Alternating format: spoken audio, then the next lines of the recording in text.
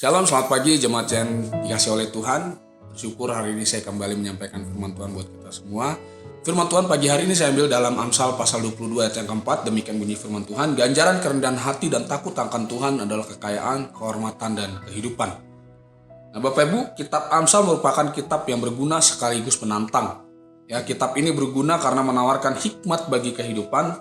Dan apa itu hikmat Bapak Ibu? Hikmat bisa diartikan sebagai penerapan yang tepat dari pengetahuan dan pemahaman yang kita miliki terhadap berbagai situasi kehidupan. Nah, yang membuat Amsal juga menantang adalah Bapak Ibu, karena kitab ini memberikan gambaran umum tentang bagaimana kehidupan yang berjalan dengan baik dan bukan sebuah janji yang pasti mujarab Bapak Ibu. Bagaimana kita menantang ini adalah maukah kita mengikuti Allah atau tidak Bapak Ibu. Nah, Alkitab mengajarkan pentingnya kerendahan hati ya, seperti Amsal yang kita baca pagi hari ini Bapak Ibu. Ya, Amsal mengajarkan pentingnya kerendahan hati dan ini bukan sekedar demi meningkatkan kerjasama Bapak Ibu. Takut akan Tuhan yaitu antara kerjasama antara kerendahan hati dan takut akan Tuhan Bapak Ibu. Yaitu memiliki pemahaman yang benar tentang siapa diri kita dibandingkan dengan keindahan, kuasa dan keagungan Allah. Yang mana akan mendatangkan kekayaan, kehormatan dan kehidupan. Kerendahan hati Bapak Ibu itu menuntun kita untuk hidup selaras satu dengan yang lain sehingga komunitas kita dapat memberi dampak yang berguna bagi pekerjaan Allah, bukan hanya bagi pekerjaan duniawi saja.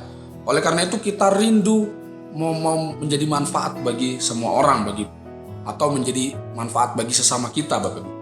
Nah, kita takut akan Allah juga bukan demi memperoleh kekayaan, kehormatan dan kehidupan bagi diri sendiri, karena bukan itu kerendahan hati yang sejati Bapak Ibu. Sebaliknya kita meneladani Yesus yang telah mengosongkan dirinya sendiri ya Bapak Ibu dan mengambil rupa seorang hamba dalam Filipi pasal 2 ayat yang ke-7 supaya kita dapat menjadi bagian dari tubuh Kristus yang bekerja sama dengan rendah hati untuk melakukan pekerjaannya dan memberikan kemuliaan bagi namanya Bapak Ibu. Dan juga menyampaikan pesan kehidupan dari kita Bapak Ibu ya, maksudnya dari Allah kepada sekitar kita Bapak Ibu. Makanya gak heran ya bahwa orang Kristen itu dilihat dari buahnya Bapak Ibu. Buahnya apa? Yaitu buah kita, bagaimana kita bisa menjadi berkat, kita bisa menjadi alat kemuliaan bagi Tuhan, bagi Kristus ya.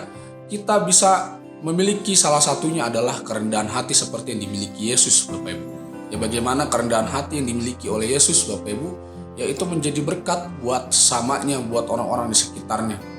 Nah, Tuhan Yesus pagi hari ini Bapak Ibu itu mau mengajak kita bagaimana kita bisa menjadi seperti Dia yang memiliki kerendahan hati di dalam kehidupan kita Bapak Ibu, sehingga kita bukan hanya memiliki kekayaan, memiliki kehormatan dan kehidupan itu bukan hanya untuk kita sendiri, tetapi juga kita buat orang lain, sama seperti yang dilakukan oleh Yesus.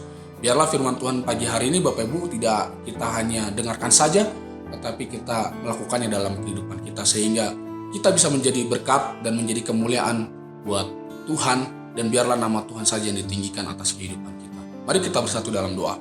Tuhan Allah Bapa kami yang bertata dalam kerajaan surga, terima kasih Tuhan buat firman Tuhan pagi hari ini bahwa kami diingatkan untuk menjadi orang-orang yang rendah hati seperti Engkau ya Bapa.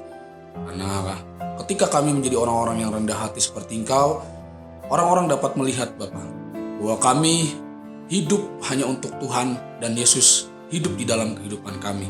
Sehingga Tuhan, biarlah mereka bisa menjadi percaya dan mereka mulai ya Tuhan mempercayai Engkau dalam kehidupan mereka, sehingga mereka menjadi pribadi-pribadi yang diselamatkan sama seperti kami semua Tuhan yang mendengarkan firman Tuhan pagi hari ini.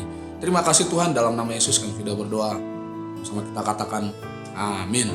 Tuhan Yesus memberkati kita semua.